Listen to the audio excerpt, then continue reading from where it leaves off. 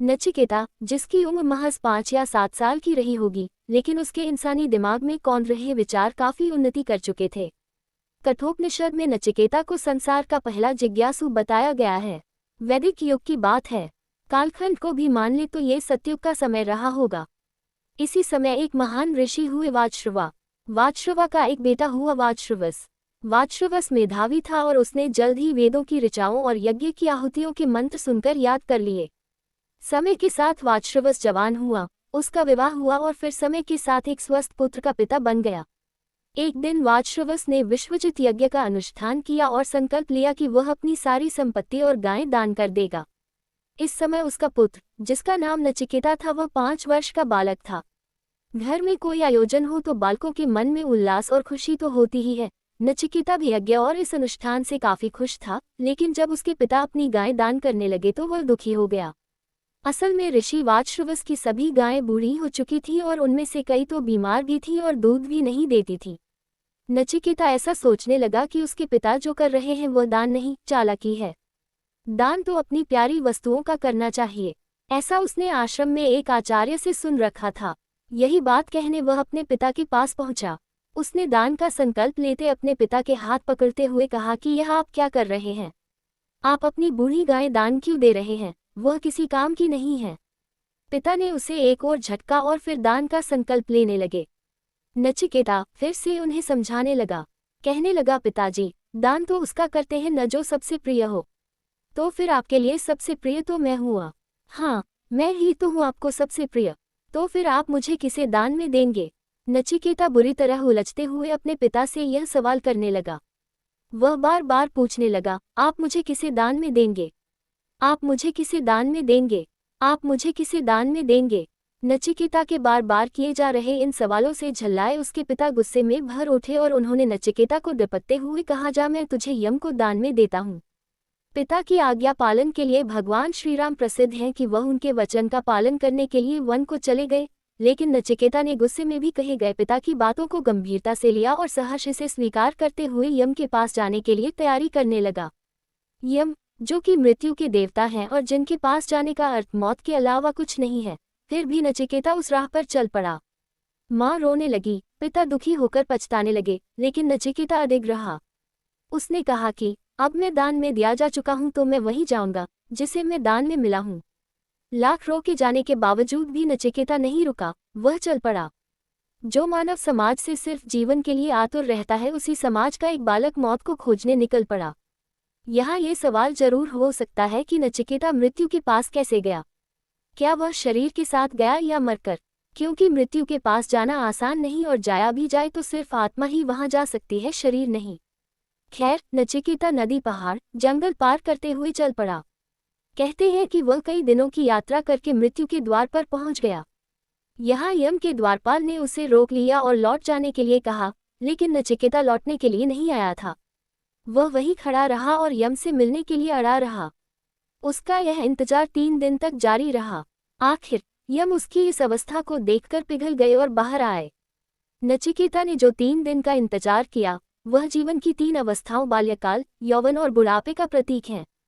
3 दिन बाद यम का आना यानी मृत्यु का आना है। यम जब आए तो नचिकेता से उन्होंने भी लौट जाने को कहा। तब नचिकेता ने अपनी चतुराई बुद्धि का प्रदर्शन किया। उसने कहा कि क्या जिसे मृत्यु मिल जाए उसका लौटना संभव है? क्या ऐसा होना आपके संविधान और कालचक्र के विपरीत नहीं? उस छोटे से बालक की बात सुनकर यम वाकई अपनी बात में उलझ गए। तब यम, जो कि क्रूरता और गंभीरता के लिए जाने जाते हैं, वह दयालु और कोमल हो गए और उन्होंने प्यार से नचिकेता को अपनी गोद में बिठाकर पूछा, अच्छा बताओ, क्यों आए हो?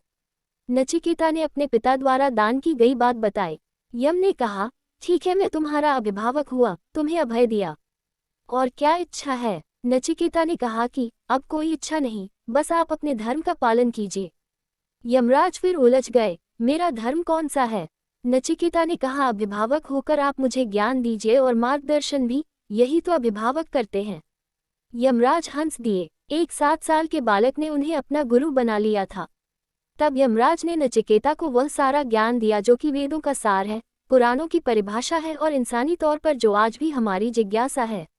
नचिकेता की इसी कथा को उपनिषदों समेत अन्य ग्रंथों में भी अलग अलग ढंगों से कहा गया है। हालांकि सभी का सार यही है। महाभारत के शांति पर्व में भी नचिकेता की कथा जन्म, मृत्यु और कर्मयोग की व्याख्या के दौरान आई है। इसमें कहा गया है कि जब नचिकेता बिना खाए पिए 3 दिन तक यम द्वार पर रहा तो यम को दुख हुआ कि ब्राह्मण अतिथि 3 दिनों तक उनके द्वार पर बिना अन्न जल के रहा। अतिथि देवो भव की परंपरा का उदाहरण भी यहाँ देखने को मिलता है। अपनी गलती की भरपाई के लिए यम ने नचिकेता से कहा, आपने मेरे द्वार पर 3 दिन बिना अन्न जल बिताया है, इसलिए मुझसे 3 वरदान मांगो। नचिकेता ने सबसे पहले अपने पिता और खुद के लिए शांति मांगी। दूसरे वरदान में नचिकेता ने पवित्र अग्नि विद्या सीख ली। इस तरह यम ने अग्नि को एक और नाम नचिकेत अग्नि दिया। तीसरे वरदान में नचिकेता शरीर की मृत्यु और उसका रहस्य जानना चाहता था। यम नचिकेता को ये अंतिम ज्ञान देना नहीं चाहते थे। उन्होंने कहा कि ये देवताओं के लिए भी एक रहस्य है। उन्होंने नचिकेता से कुछ और वरदान मांगने को कहा और कई ऐशो आराम, राज्य समाज ले लेने को कहा, लेकिन नचिकेता ऐसे किसी लालच में नहीं फंसा। वह आत्मा का ज्ञान पाने के लिए अटल रहा। नचिकेता से खुश होकर यम ने उसे अपना शिष्य बना लिया और नचिकेता को आत्मरहस्य का ज्ञान दिया। उसे तत्व के बारे में बताया और इसके अलावा जो कुछ भी कहा वह कुछ इस तरह है कि ओम ही ब्रह्म है। आत्मा, जिसका प्रतीक ओम है, सर्वव्यापी ब्रह्म ही है। छोटे से छोटा और बड़े से बड़ा भी वही है। बुद्धिमान का लक्ष्य इस आत्मा को जानना है।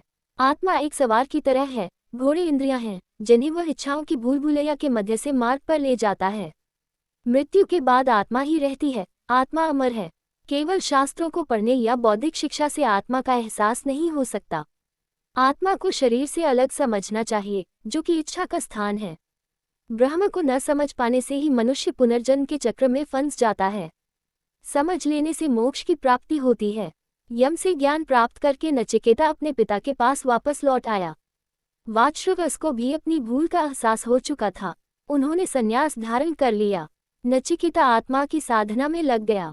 कठोपनिषद में शामिल नचिकेता की कथा जिज्ञासा की कोई पहली कहानी नहीं है, न ही ये कोई आखिरी किस्त है, बल्कि यह कहानी जीवन को समझने में सबसे अहम है और इंसानी चेतना को जगाने का जरिया है। वैदिक परंपरा में क्या क्या छिपा हुआ है, ये कहानी उसकी भी एक झलक ही है।